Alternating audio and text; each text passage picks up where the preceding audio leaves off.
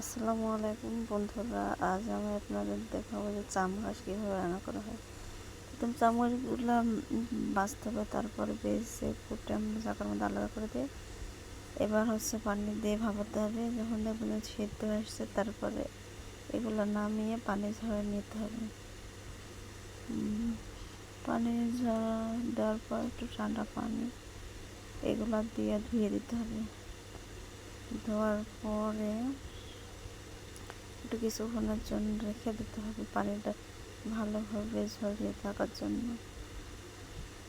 তারপরে এদিকে আমরা কড়াইয়ের মধ্যে তেল দেব, তেলের মধ্যে দেব পেঁয়াজ, তারপরে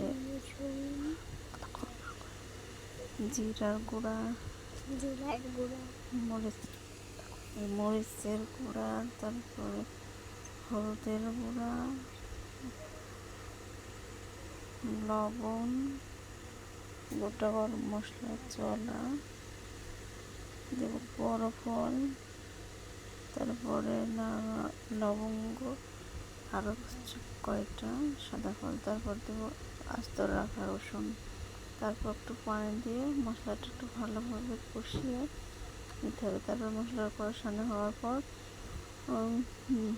ঢেলে রাখা চামড়াসের সেদ্ধ ব্রেডটা আকার মধ্যে দিয়ে নাড়াচাড়া করতে হবে।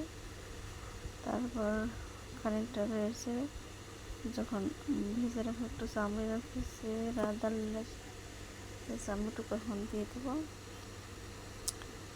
চামড়িটুকু দেওয়ার পর কিছুক্ষণ নাড়তে হবে। নাড়ে যখন দেখবেন যে একদম পানি শুকিয়ে গেছে তখন সেটা খাওয়ার জন্য রেডি। এভাবে রান্না করলে মুখ চুরি করবে না।